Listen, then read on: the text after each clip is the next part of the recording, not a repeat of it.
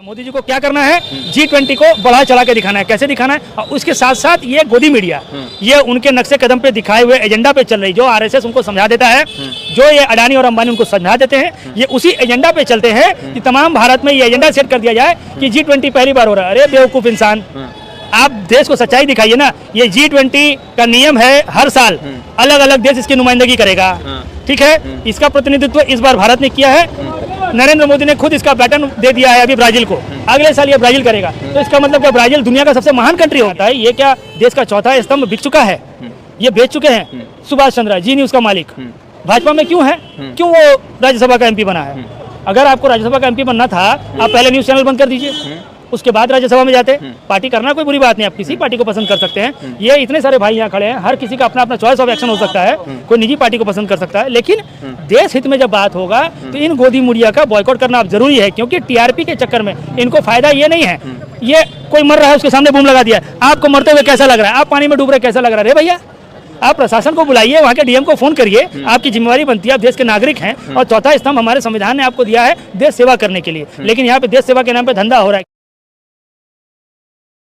2024 के चुनाव की तैयारियां शुरू हो चुकी है और इंडिया गठबंधन, जिसमें कांग्रेस, तृणमूल कांग्रेस, बिहार के राजद, जदयू, तमाम लोग जो शामिल है, उन लोगों ने एक डिसीजन लिया है कि अब जितने भी नफरती न्यूज़ एंकर है जो लगातार TV चैनलों पर हिंदू मुसलमान की बात करते हैं, उन तमाम चैनलों का बाइकआउट होगा, जिसमें खास तौर से सुधीर चौधरी, अर्नब गोस्वामी, रूबिका लियाकत, नविका कुमार, फिर उसके बाद अमीश देवगन, अमन चोपड़ा, ये तमाम बड़े लोग हैं जिनका न्यूज़ चैनल में अब जो है इंडिया अलायंस के कोई भी प्रवक्ता डिबेट करने नहीं जाएंगे। दूसरी तरफ NDTV जो पहले सर्वश्रेष्ठ चैनलों में से था, वहां जो है राहुल गांधी के प्रेस कॉन्फ्रेंस को खराब करने के लिए किसी जर्नलिस्ट को कहा गया था, मगर जर्नलिस्ट का ईमान जागा, उन्होंने रिजाइन कर दिया। मगर राहुल गांधी के 31 अगस्त वाले प्रेस कॉन्फ्रेंस को खराब करने की जो सुपारी अडानी जी की तरफ से दी गई थी, उसका जो पर्दाफाश हो गया। कांग्रेस, राष्ट्रीय कांग्रेस के पश्चिम बंगाल यूनिट के सेक्रेटरी है संदीप जायसवाल जी, उनसे इसी मुद्दे पर बात करेंगे कि आखिर इंडिया अलायंस ने जो फैसला लिया है उसका क्या असर होगा, और जो पश्चिम बंगाल, बिहार, झारखंड, फिर उसके बाद कर्नाटका, फिर उसके बाद आप जाएंगे हिमाचल प्रदेश, जहां जहां पर भी कांग्रेस की या गठबंधन की सरकार है, वहां क्या कुछ निकलने जा रहा है और क्या किस तरह से देखते हैं। सवाल यह है कि इंडिया अलायंस का एक बड़ा अपडेट यह आया कि कोई भी जो नफरती चैनल है जो लगातार हिंदू मुसलमान की बात करता है, हिंदू हिंदू, मुस्लिम मुस्लिम की बात करता है, उन पर इंडिया गठबंधन का कोई भी प्रवक्ता नहीं जाएगा। आप लोग भी प्रवक्ता हैं, आप लोग भी कभी बड़ी सारे डिबेट में जाते हैं, तो इससे फायदा क्या होना? देखिए, फायदा ये होना है कि ये जो दलाल कुछ गोदी मीडियाज हैं, इनकी TRP रुक जाएगी। ये चैनल में बैठाकर चंद धर्मगुरुओं को या नेताओं को एक टॉपिक दे देते हैं और उस पर उनको भिड़ा देते हैं, लेकिन ये देश का जो मूल मुद्दा है, गरीबी हो, महंगाई हो, व्यापार हो, शिक्षा हो, उस पर बात नहीं होती है। बात क्या होता है? हिंदू मुसलमान। ये तमाम मारवाड़ी यहाँ पे व्यापार करने जाते हैं, आप पता करिए जकरिया स्टेट में सबकी रोटी यहाँ से चल रही है, और उन मारवाड़ियों की वजह से मुसलमानों के घर में भी बत्ती जल रहा है, खाना खा रहे हैं। यहाँ पे जितने मजदूर पड़े हुए हैं मारवाड़ी, उनको व्यापार देते हैं, वो खाते हैं। तो ये हिंदू मुसलमान, ये मुहिम तो बहुत पहले चलानी चाहिए थी। ये एक तरह का आंदोलन है उन गोदी मीडियाओं के खिलाफ जिन लोगों ने चैनल पे सिर्फ आग लगाने का और देश में एक एजेंडा सेट करने का कि भाजपा को छोड़कर जो भी है वो देश विरोधी है, भाजपा को छोड़कर जो भी है वो पाकिस्तान चला जाए। मुझे समझ में नहीं आता है, जब देश में फ्रीडम ऑफ स्पीच है, हमारे पास एक संविधान है, उस संविधान पीठ का ये नियम कहता है कि हमारे देश में किसी को भी कुछ भी बोलने की आज़ादी है। हाँ। तो कोई गाली तो दे नहीं रहा है। आपका काम उनको समझ में नहीं आ रहा है, वो कह रहे हैं कि आप काम गलत कर रहे हैं। आप उनको अपने काम के जरिए कन्विंस करिए अपने विरोधियों को कि मैंने जो किया है वो देश हित में है और समाज हित में है। इसको समझाइए, इसको समझाइए। तो आखिर ये इतना लेट मुहिम क्या है? मतलब कि आखिर आप कह रहे हैं कि ये अच्छा मुहिम है, तो फिर लेट भी तो हो गया ना? देखिए, लेट, एक अंग्रेजी में कहावत है, it's never been late to be never. तो धीरे चले थे, चल रहे हैं, लेकिन अभी मुझे लगता है देर आए दुरुस्त आए वाला मामला है। जब जागो तब सवेरा, हिंदी में एक प्रोवर्ब है। यहाँ पे परेशानी क्या है, इन मीडिया हाउसेज ने, आप समझिए देश के 100 से ज्यादा चैनल्स, बड़े बड़े चैनल, मैं कुछ का नाम भी ले सकता हूँ क्योंकि खुल के जब इंडिया गठबंधन ने नाम पब्लिश कर दिया है और नाम उनके न्यूज़ रिपोर्टरों का आ रहा है, तो इंडिया न्यूज़ बोल के एक चैनल है, उसमें भाई साहब ऐसे ऐसे सवाल करते हैं कि जिसकी कोई सीमा नहीं है। विरोधी पार्टियों का मजाक उड़ाते हैं और भाजपा को हमेशा अपर हैंड देकर खेलते हैं। तो मुझे समझ में नहीं आता है, ये क्या देश का चौथा स्तंभ बिक चुका है? ये बेच चुके हैं। सुभाष चंद्रा जी न्यूज़ का मालिक भाजपा में क्यों है? क्यों वो राज्यसभा का एमपी बना है? अगर आपको राज्यसभा का एमपी बनना था, आप पहले न्यूज़ चैनल बंद कर दीजिए, उसके बाद राज्यसभा में जाते। पार्टी करना कोई बुरी बात नहीं, आप किसी पार्टी को पसंद कर सकते हैं। ये इतने सारे भाई यहाँ खड़े हैं, हर किसी का अपना अपना चॉइस ऑफ एक्शन हो सकता है, कोई निजी पार्टी को पसंद कर सकता है, लेकिन देश हित में जब बात होगा तो इन गोदी मीडिया का बॉयकॉट करना अब जरूरी है, क्योंकि टीआरपी के चक्कर में इनको फायदा ये नहीं है। ये कोई मर रहा है उसके सामने बूम लगा दिया, आपको मरते हुए कैसा लग रहा है? आप पानी में डूब रहे कैसा लग रहा है? रे भैया, आप प्रशासन को बुलाइए, वहाँ के डीएम को फोन करिए, आपकी जिम्मेवारी बनती है, आप देश के नागरिक हैं और चौथा स्तंभ हमारे संविधान ने आपको दिया है देश सेवा करने के लिए। लेकिन यहाँ पे देश सेवा के नाम पे धंधा हो रहा है। क्यों? अडानी अंबानी ने बड़े बड़े मीडिया हाउस उसको खुद खरीद के रखा है। एनडीटीवी, अभी एनडीटीवी इन लोगों ने खरीद लिया है। मुझे समझ में नहीं आता है, अगर सारे मीडिया हाउसेज इन व्यापारियों ने खरीद रखा है, ये लोग चलाएंगे, तो देश हित की बात कौन करेगा? ये रिक्शा वाला भाई, मजदूर भाई, इनके बच्चे को बड़े स्कूल में पढ़ने का हक नहीं है? इनसे पूछिए इनके दिल में ये अरमान है कि नहीं? ये भी मेहनत करते इसलिए कि इनका बच्चा अच्छे स्कूल में पढ़े, लेकिन वो क्यों नहीं पढ़ पाता है? क्योंकि वहाँ का फीस ज़्यादा है, प्रशासन जाग नहीं रही है, सिस्टम उनको अलाउ नहीं कर रहा है।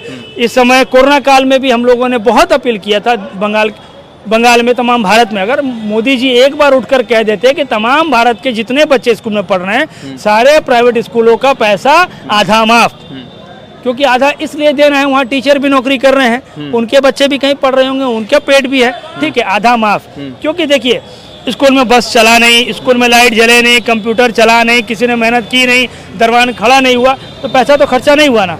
लेकिन मोदी जी को फुर्सत नहीं है। मोदी जी को क्या करना है? G20 को बढ़ा चढ़ा के दिखाना है। कैसे दिखाना है? और उसके साथ साथ ये गोदी मीडिया, ये उनके नक्शे कदम पे दिखाए हुए एजेंडा पे चल रही, जो आरएसएस उनको समझा देता है, जो ये अडानी और अंबानी उनको समझा देते हैं, ये उसी एजेंडा पे चलते हैं कि तमाम भारत में ये एजेंडा सेट कर दिया जाए कि G20 पहली बार हो रहा है। अरे बेवकूफ़ इंसान, आप देश को सच्चाई दिखाइए ना। ये G20 का नियम है, हर साल अलग अलग देश इसकी नुमाइंदगी करेगा, ठीक है। इसका प्रतिनिधित्व इस बार भारत ने किया है। नरेंद्र मोदी ने खुद इसका बैटन दे दिया है अभी ब्राजील को, अगले साल ये ब्राजील करेगा। तो इसका मतलब क्या ब्राजील दुनिया का सबसे महान कंट्री हो गया? ऐसा तो कोई बात नहीं है। 2002 में हमें ये मौका था जब वाजपेयी जी की सरकार थी, लेकिन उस समय किसी कारणवश 2001 में ट्विन टावर का जो घटना घटा था अमेरिका में, इस वजह से 2002 में ये नहीं हो पाया G20। नहीं तो उस समय ही वाजपेयी जी करता है।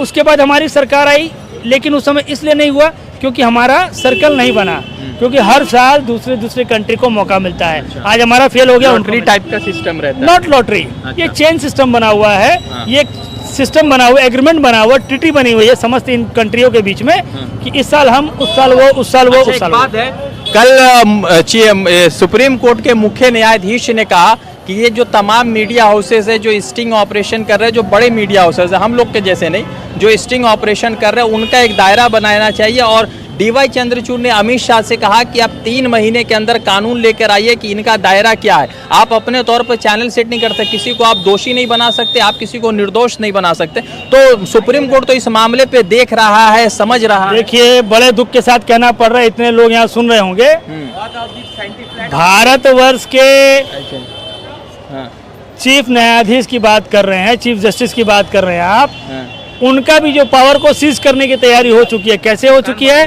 नरेंद्र मोदी जी ने एक टीम बना लिया है, जिस टीम के तहत देश के चीफ जस्टिस देश के इलेक्शन कमीशन को चुनने में उनका हाथ हटा दिया गया है। वो इलेक्शन कमीशन को से पावर से देश के चीफ जस्टिस को हटा रहे हैं, क्योंकि वो चाहते हैं नरेंद्र मोदी कि वो ऐसे आदमी को चुनकर लेकर आए जो उनकी दलाली करे, उनके पार्टी की दलाली करे और देश में उनके हिसाब से हर जगह इलेक्शन करवाए। तो जब चीफ जस्टिस का पावर ही सीज कर लिया जा रहा है, तो आप चीफ जस्टिस जो है क्या इंटरव्यू दे रहे हैं, ये देश के नागरिकों के लिए क्या मायने रखेगा। क्योंकि देखो सर्वोच्च पद पे जो बैठे हैं कानून को संभालने के लिए, कि अगर देश का प्रधानमंत्री भी गलत करता है तो उसकी सजा वो मुकर्रर कर सकते हैं, लेकिन उनका पावर को भी सीज किया जा रहा है। और चीफ जस्टिस चंद्रचूड़ जो जिस लेवल से बात कर रहे हैं, चीफ जस्टिस चंद्रचूड़ जिस लेवल से बात कर रहे हैं, वो जब सच बोलने लगे, उनके कई सारे इंटरव्यूज आए, उन्होंने ऐसे ऐसे स्टेटमेंट दिए जिससे बहुत घबराहट हो गई भाजपा में, तो इससे घबरा कर उनके पावर को सीज किया जा रहा है। और इसके पहले भी एक मुहिम लाया गया था, उसके तहत जज कौन चूज करेगा वो भाजपा की सरकार तय करेगी। तो मुझे समझ में नहीं आता है कि सारे पावर वो अपने पास रख लेंगे, मीडिया हाउस से देश का चौथा स्तंभ उनके कंट्रोल में है, न्यायाधीश के पद को वो अपने कंट्रोल में लेना चाहते हैं। उत्तर प्रदेश में देख लीजिए, वकीलों के ऊपर लाठीचार्ज करवा दिया बाबा ने। तो मुझे समझ में नहीं थी कौन सी ताकत के नशे में ये चूर है, क्या साबित करना चाहते हैं देश में कि भाई मुद्दा तो होना चाहिए रोटी कपड़ा मकान, स्टेट एजेंडा है। रोटी कपड़ा मकान की बात कीजिए, स्वास्थ्य की बात कीजिए, शिक्षा की बात कीजिए, लेकिन यहाँ पर मुद्दा क्या है, कौन हिंदू कौन मुसलमान। मैं तो कह रहा हूँ मैं हिंदू हूँ, मुझे मुसलमान पसंद है, क्योंकि हम लोग साथ में मिलकर व्यापार कर रहे हैं, बचपन से साथ में पढ़े लिखे और आज यहाँ बड़े हुए। जिस रोड पे आप खड़े हैं मैंने पहले ही कहा है, सब मिलके काम कर रहे हैं इतने लोग, किसने किसको भगाया है। मारवाड़ी अगर अपना गांठ न दे तो मुसलमान या फिर कोई भी मजदूर गांठ उठाएगा कैसे, या मुसलमान काम न करे मेहनत न करे तो देश में बड़ी बड़ी बिल्डिंगें बनेंगी कैसे। क्योंकि ऊपर वाले ने ये दो हाथ उठा के जो नमाजी है ना, इनको बहुत तासीर बख्शा है, इनके हाथ में वो ताकत है, ये नायाब से नायाब चीज बनाते हैं। चाहे वो हमारे न्यूक्लियर वेपन बनाने वाले हमारे ताकतवर साइंटिस्ट की बात कर लीजिए, अबुल कलाम आजाद की बात कर लीजिए, या देश के संविधान लिखने में जब देश को आजाद करने में हमारे नेता, तो ऐसे ऐसे तमाम लोग इनके बोलने, मैंने कहा ना ये दो हाथ खुदा की तरफ ऐसे नहीं उठ रहा है, तो इनको दरकिनार कैसे करेंगे। इन लोगों ने देश के लिए शहादत दिया है। द इंडियन खबर, सच आपके सामने।